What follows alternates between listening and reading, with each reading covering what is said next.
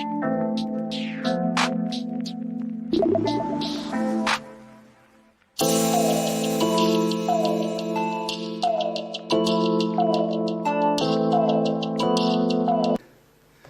morning, good afternoon, and good evening. Although people of all walks of life are affected by COVID-19, the world's poorest and most vulnerable people are especially at risk. That's true of indigenous peoples all over the world, in urban or remote areas. There are up to 500 million indigenous peoples worldwide in over 90 countries. Indigenous peoples have unique cultures and languages and keep deep relationships with the environment. Like other vulnerable groups, indigenous peoples face many challenges.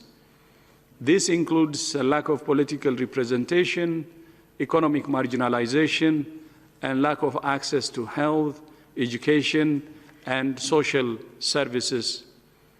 Indigenous peoples often have a high burden of poverty, unemployment, malnutrition, and both communicable and non-communicable diseases, making them more vulnerable to COVID-19 and its severe outcomes. Although COVID-19 is a risk for all indigenous peoples globally, WHO is deeply concerned about the impact of the virus on indigenous peoples in the Americas, which remains the current epicenter of the pandemic. As of the 6th of July, more than 70,000 cases have been reported among indigenous peoples in the Americas and more than 2,000 deaths. Most recently, at least 6 cases have been reported among the Nahua people who live in Peruvian Amazon. WHO's Regional Office for the Americas recently published recommendations for preventing and responding to COVID-19 among indigenous peoples. WHO is also working with the coordinator of indigenous organizations of the Amazon River Basin to step up the fight against COVID-19. One of the key tools for suppressing transmission in indigenous communities and all communities is contact tracing. No country can get control of its epidemic if it doesn't know where the virus is. As we have said many times, so-called lockdown measures can help to reduce transmission, but they cannot completely stop it. Contact tracing is essential for finding and isolating cases and identifying and quarantining their contacts.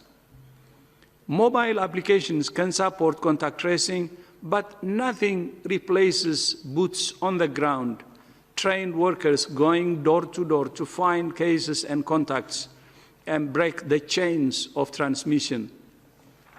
Contact tracing is essential for every country in every situation.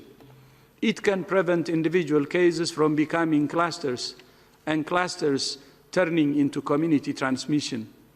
Even countries with community transmission can make progress by breaking down their epidemics into manageable parts. This is all the more critical as countries are opening up.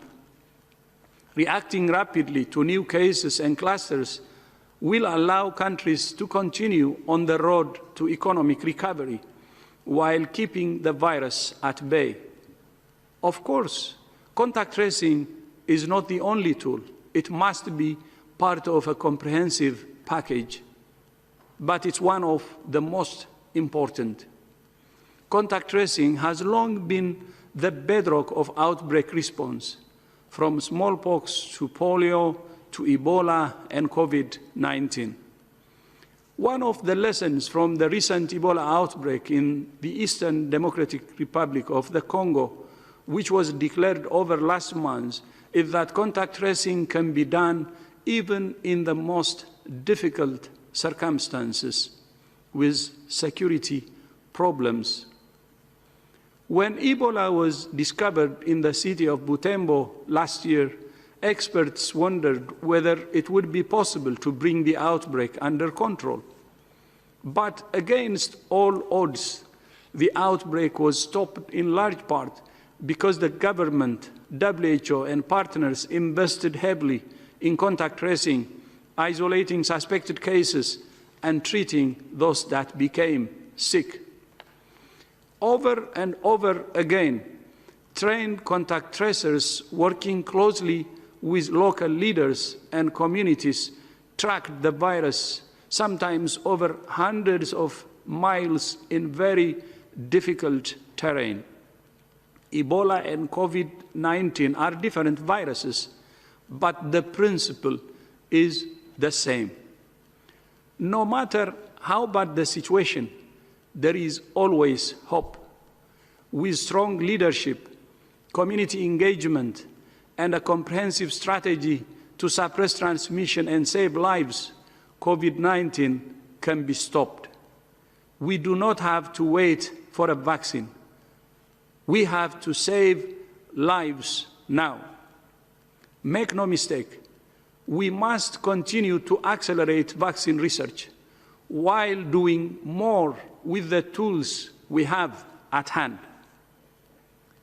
To talk more about the importance of contact tracing, both in the context of COVID-19 and Ebola, I'm delighted to welcome Dr. Sose Fall, WHO's Assistant Director General for Emergency Response, and Dr. Mori Keita, who is the Incident Manager coordinating WHO's fieldwork in the Democratic Republic of the Congo for the current Ebola outbreak in the west of the country. Dr. Fall and Dr. Keita, welcome. And Margaret, back to you. Thank you.